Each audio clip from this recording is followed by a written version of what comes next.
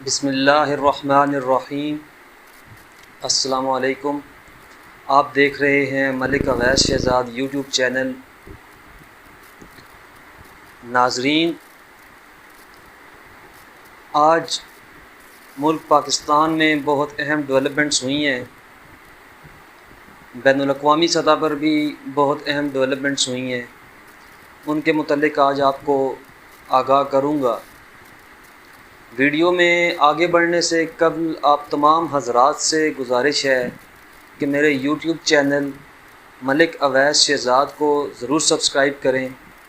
اور bell icon پر ضرور click کریں تاکہ میری نئی آنے والی ویڈیوز کے متعلق آپ کو نوٹیفیکیشنز باقاعدگی سے ملتی رہیں۔ سب سے پہلے میں بات کرنا چاہوں گا جو اندرونی ڈیولپمنٹس ہیں،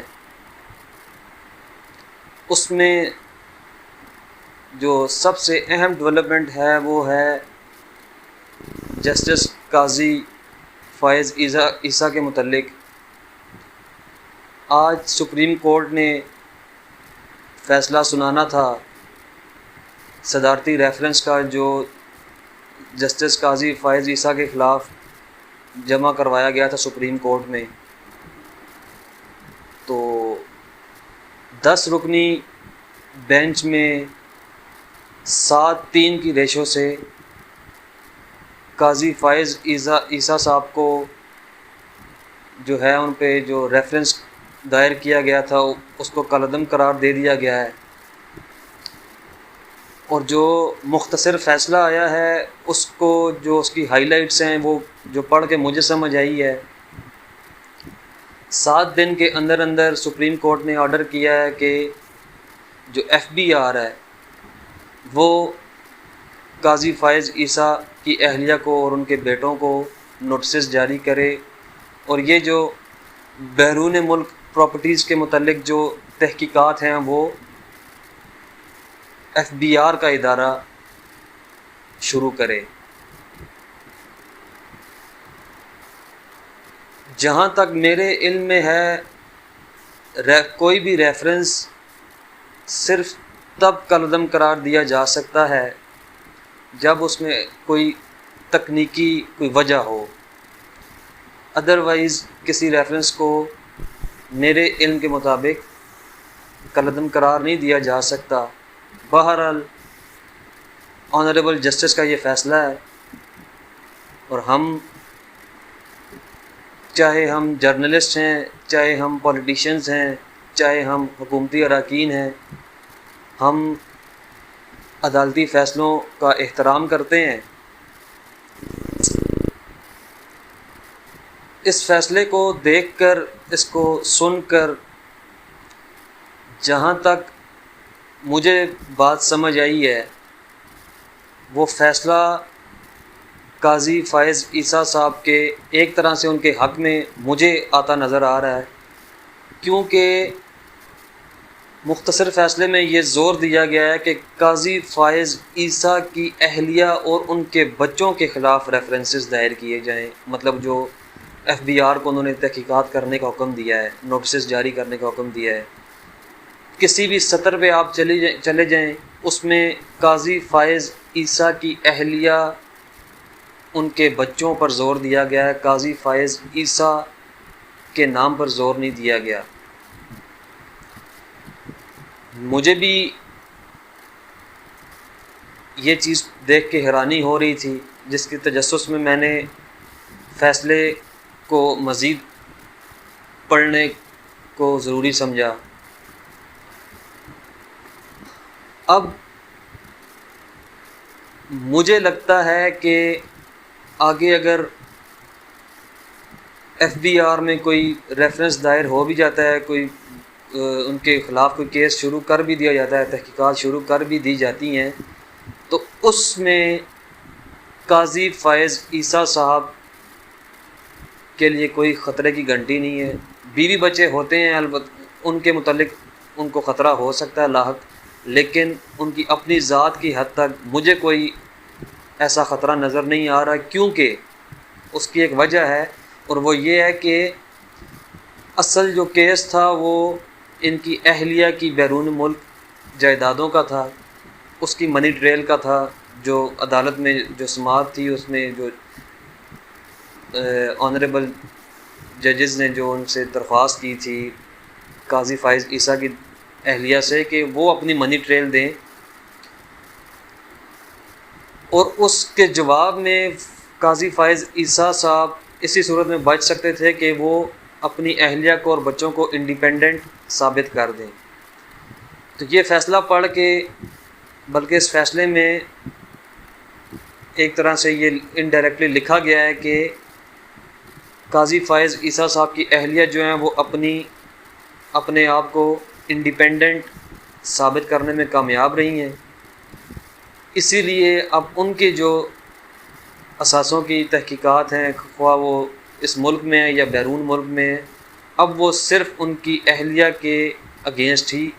تحقیقات ہوں گی۔ تو اس میں اگر وہ کامیابی سے اپنی جو اثاثے ہیں ان کی منی ٹریل ثابت نہیں بھی کرتی ہیں ایف بی آر کے سامنے، تو غالباً 90 روز کا وقت دیا گیا ہے ایف بی آر کو، اگر 90 روز کے بعد قاضی فیملی کے اگینسٹ کوئی فیصلہ بھی آ جاتا ہے تو اس کا اثر فائز عیسیٰ صاحب پہ نہیں پڑے گا، ان کی اہلیہ پہ ہی پڑے گا، یعنی کہ وہ پھر بھی اہل ہوں گے چیف جسٹس آف پاکستان تعینات ہونے کے۔ اور دیکھنے میں یہی لگ رہا ہے کہ شاید اگلے چیف جسٹس آف پاکستان قاضی فائز عیسیٰ صاحب ہی ہوں، جن کا ٹینیور غالباً 13 ماہ بنتا ہے، اور وہ پھر شاید ٹف ٹائم دیں اس ٹائم کی گورنمنٹ کو۔ اب جو اس ڈیولپمنٹ کے متعلق بتانا تھا وہ تو بتا چکا ہوں آپ لوگوں کو۔ دوسری جو ڈیولپمنٹ ہوئی ہے وہ تھی سی پیک کے حساب سے، سی پیک کے حوالے سے۔ سی پیک کے جو چیئرمین ہیں جو عاصم سلیم باجوہ صاحب ہیں، ان کا آج ایک خطاب تھا ٹیکسلا ڈسٹرکٹ راولپنڈی میں، غالباً وہ ریلوے کے متعلق کسی ایم او یو میں اس کی سائن کرنے کی سرمنی تھی، اس پہ ان کا خطاب تھا۔ اس پہ انہوں نے بہت ہی ایک طرح سے پاکستان کی عوام کے لیے دل خوش کرنے والی خبریں سنائیں۔ ان چند خبروں میں یہ تھا کہ انہوں نے حال احوال بتایا جو سی پیک کے پروجیکٹس تھے، اور ان کے مطابق تقریباً جو سی پیک کا فیز 1 تھا اس میں تقریباً 13 یا 12.5 ارب ڈالر تک کی انویسٹمنٹ کی جا چکی ہے۔ اس میں اس خطاب میں انہوں نے یہ بھی بتایا کہ چائنا کے ساتھ مل کر جو ریلوے کا، خاص طور پہ جو ریلوے کی حالت ہے پاکستان ریلوے کی، اس کو بہت بہتر کیا جائے گا۔ کس طرح کیا جائے گا؟ وہ اس کو جو ماڈرن ریلویز ہیں اس کے مد مقابل لا کے کھڑا کیا جائے گا، اس کو ان کے کمپیٹیٹو کھڑا کیا جائے گا۔ مثلاً جو پاکستان میں ریلویز ہیں جہاں پہ یہ سب سے بڑی پریشانی عوام کو اٹھانی پڑتی ہے، جب کوئی ریل گاڑی آ رہی ہے تو پھاٹک بند کر دو، پھاٹک کھول دو، گرمی میں عوام ذلیل ہوتی ہے، تو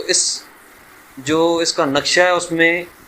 ان پھاٹکوں کو جو ہے انڈر گراؤنڈ اور اوور ہیڈ کرنے کی تجویز ہے، اور وہ بھی انشاءاللہ پوری ہوگی۔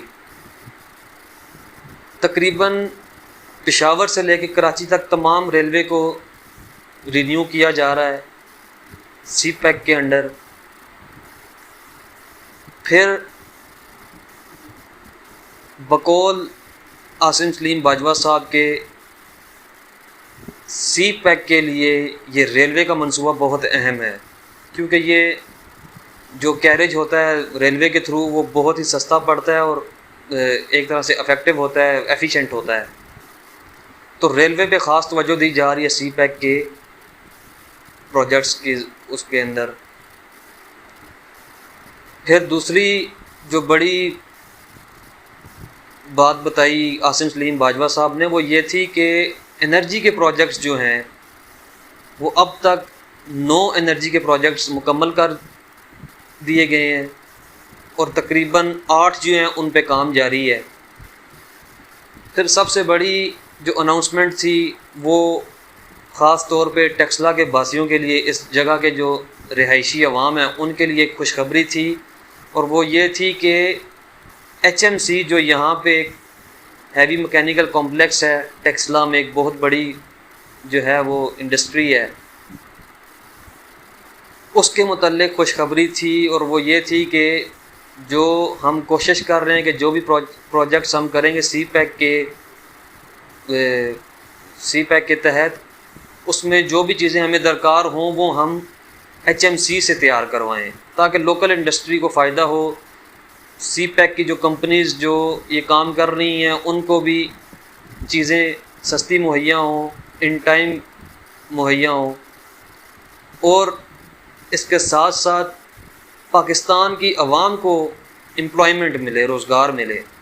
تو ایچ ایم سی کے حوالے سے یہ اناؤنسمنٹ تھی۔ پھر بہت بڑی اناؤنسمنٹ تھی کہ سی پیک ہی کے انڈر جو فارمنگ کا پاکستان میں طریقہ کار ہے، جو ایگریکلچر کا طریقہ کار ہے، اس کو سمارٹ فارمنگ میں تبدیل کیا جائے گا۔ سمارٹ فارمنگ سے مراد یہ ہے کہ جو پانی کے جو ویسٹیج ہے اس کو کم کر کے پانی کے ریزرویئرز بنائے جائیں گے، پھر ایسی مشینری متعارف کروائی جائے گی، ایسے جو ہیں پروسیسز متعارف کروائی جائیں گے جس میں کم سے کم بجلی لگے اور زیادہ سے زیادہ آپ کی وہ ہو پیداوار جو اسے کہتے ہیں ایگریکلچر کی، مطلب آپ کے اخراجات کم آئیں لیکن آپ گین میکسیمم کریں اس میں۔ تو یہ فارمرز کے لیے، ایگریکلچر کے لیے یہ بہت بڑی خوشخبری تھی۔ اس کے بعد ایک اور خوشخبری وہ یہ تھی کہ جو چائنیز انڈسٹریز ہیں ان کو اب اگلے مرحلے میں، آنے والے مرحلے میں پاکستان میں ٹرانسفر کیا جائے گا، کیونکہ وہ پورٹ گوادر پورٹ کے قریب پڑتی ہیں، تو ان کو جو پورے دنیا میں جو اشیاء جو وہ بیچتے ہیں، ایکسپورٹ کرتے ہیں، وہ ان کی جو کیریج پڑتی ہے وہ بہت مہنگی انہیں پڑتی ہے، اس لیے اس پہ اخراجات کم کرنے کے لیے ان انڈسٹریز کو پاکستان میں لایا جائے گا، اس میں بھی روزگار کا ایک حصہ پاکستانیوں کے لیے بھی مختص کیا جائے گا۔ پھر ایک اور خوشخبری جو سی پیک کے تحت عاصم سلیم باجوہ صاحب نے ٹیکسلا کی عوام کو سنائی وہ یہ تھی کہ ہر صوبے میں اسپیشل اکنامک زونز قائم کیے جائیں گے، اس میں جو زیادہ سے زیادہ جتنی زیادہ ہو سکے انڈسٹریز لائی جائیں گی، کچھ چائنا سے ٹرانسفر ہوں گی، کچھ مقامی طور پہ انڈسٹریز کو لگایا جائے گا۔ تو یہ ایک طرح سے ریولوشنری ثابت ہوگا سی پیک کا منصوبہ پاکستان کے لیے۔